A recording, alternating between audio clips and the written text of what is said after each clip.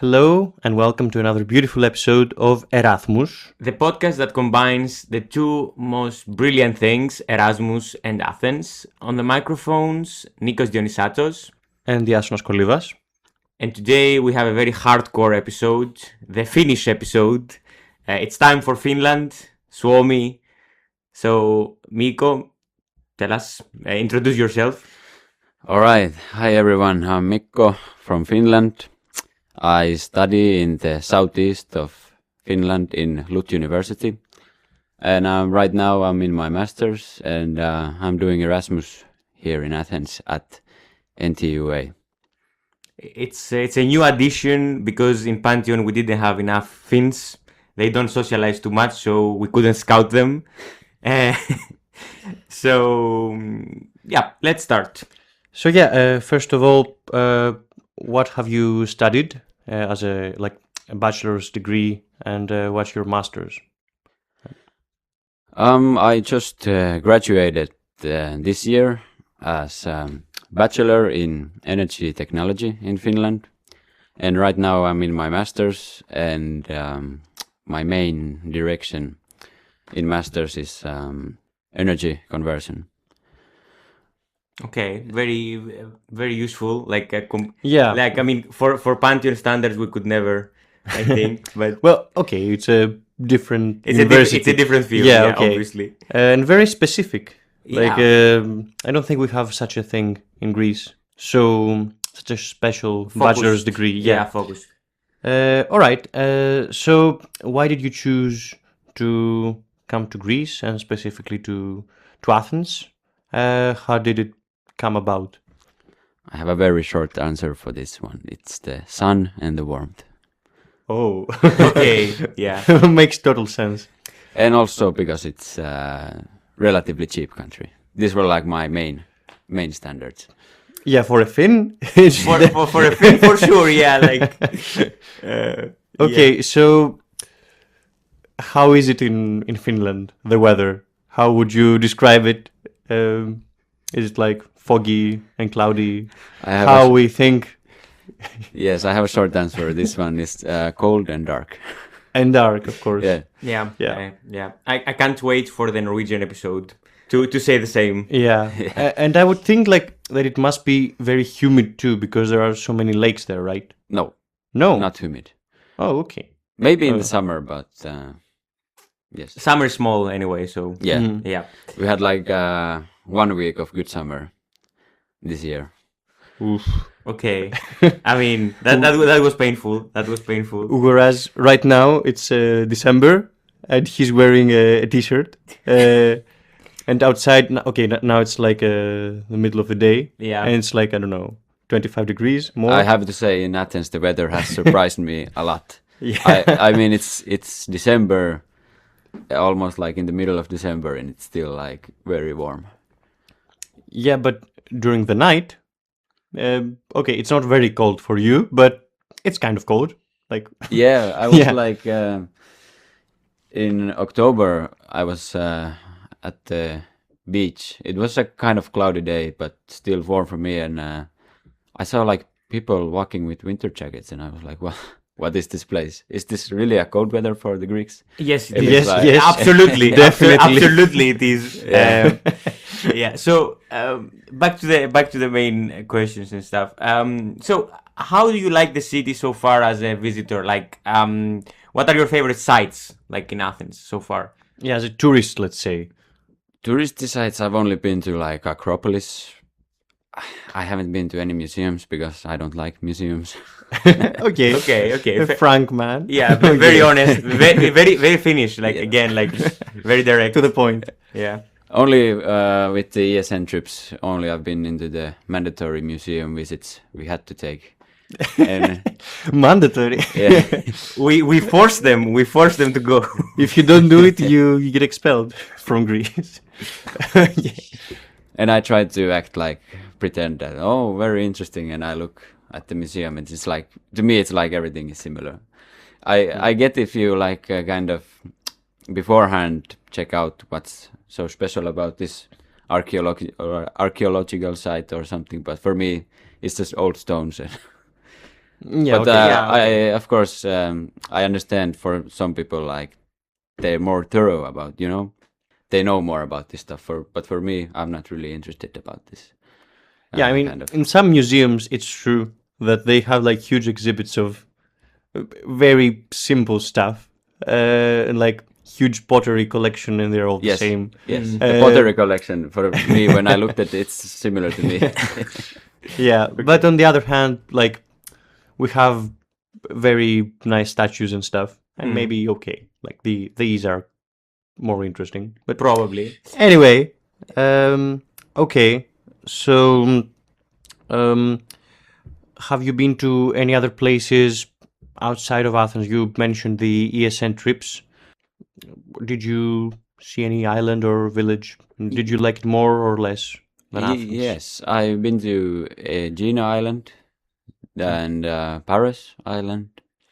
I went to Sparta and Thessaloniki and Sunio. I don't know, it's considered still Athens or... Sunio, It's the area of Athens. Okay, yes. Yeah. Attica, yes. Okay, and how does it compare to Athens? What do you think? It's better, worse? I mean, Paris Your Island was impression? definitely a good experience. I felt like in Mamma Mia there. Okay, a typical Greek experience. Typical. Yes, yeah. yes, exactly. Like The Greek dream. yes, The Greek dream. exactly. Okay, so also, how do you like the culture? Like, it's extremely different than the Finnish culture. Yes. Like, everyone is very open and stuff. Like, how do you like it here? And could you find anything that is remotely close to Finland? I wouldn't say so. No, but for me, it's like a really good experience because especially Athens is like very densely populated. You can see that personal space doesn't exist here because it's not possible. In Finland, I come from a very remote area, from a very small town, and I always been used to that in buses and public transportations and on the street you have plenty of space. But here it is so much different. But I would say so far it's like a good experience. It's made me also appreciate the Finnish Silence. Finnish silence The and Finnish the personal silence. space definitely more. But yes, Yeah, I recently read an article about traffic in Athens, and it said like that the roads were designed for 2 million cars, and we have 6 million. Like literally. So yeah, that Yes. gives you an impression. I have to say the traffic is like amazing Yeah. in here. Something like every day something surprises me. Like, oh, there's a car parked there and a car driving like this. Every day I'm confused and surprised. Yeah, it's a cramped city. So would you say that the people here, it's easier to make friends than in Finland? And how would you describe like an interaction with the average Greek? That's kind of difficult questions because I kind of live in my Erasmus bubble. I mostly meet Germans because they're like the majority of Erasmus people at NTUA. I don't have so many Greek friends in here. I would say my Greek buddy, he's, I wouldn't like say he's so much different than from a Finnish person. Oh, okay. Okay, is he like not really open and sociable? I'd say he was about the same social level as me. That's Yeah. like very rare for a Greek, but Yeah, maybe he's. yeah, but he's the exception. But Yes. Okay. The ESN group members at NTUA, I would have to say they're very open and very social. Yeah, I see Nikos' smile now. exactly. The ESN, Yeah. the ESN propaganda, even in NTUA, like Yes. imagine, imagine. So okay, let's go to some tastier question. How do you like the food here? And okay, like how does it compare with anything in Finland? Yeah, and like tell us what the cuisine in Finland looks like, because I have no idea. Like, That's also a difficult question. People ask me like, what's a typical Finnish food? And yeah, we don't really have a typical Finnish come on, dish. like you just have to have something. yeah, like the basic diet is just meat and potatoes, I would say. Ooh. We don't basically have a traditional dish.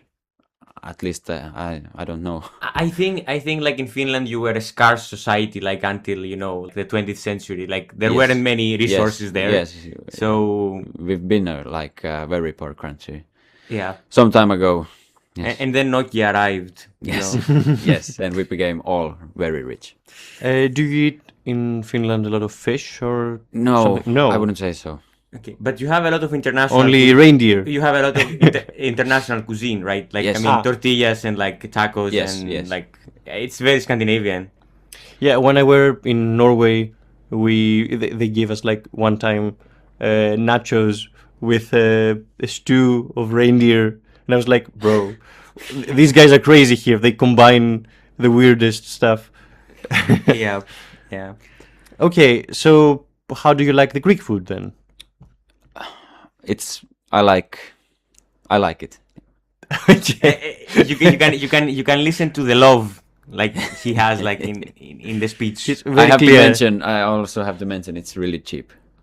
I get the gyros for 370, something I could never even imagine in Finland. Such a cheap gyros. A few years ago it was like 250. Not like for us it's extremely expensive now. Okay. Like to eat the gyros. Yeah, in Finland you can't eat anything under 10 euros.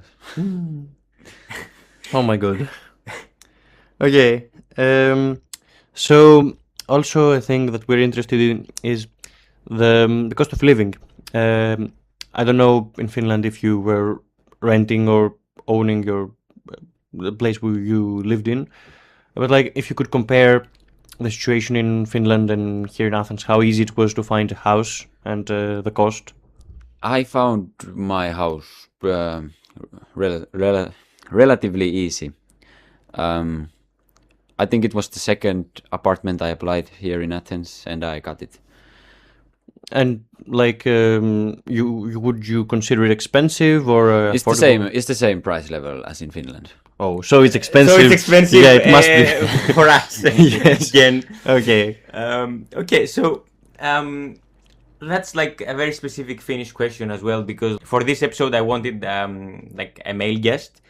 Because of the army, because we are also very curious about like the military service in Finland.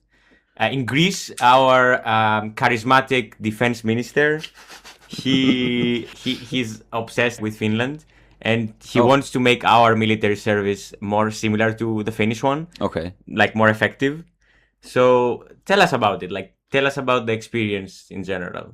The Finnish military experience is you can choose between going to the military or doing civil service, or if you have some kind of health problems, you can avoid both of them. But I chose military. You can choose in the military if you want to do half a year or 1 year, and or some people cannot choose. They have to stay only 6 months or they have to stay 1 year. But you can request how long you want to be there, and it's up to the army if they consider your request. And yes, what else did you want to know? You go when you're 18, right? I mean, most you can of go. the people... I think the age limit is like you have to do it before the age of 30. Okay. Like I think the new reforms in Greece also have something similar, like before a specific amount. like years. But still you pay a fine like if you don't do it like to a certain like age. I think they are going to limit that We'll see. in some way. Yeah.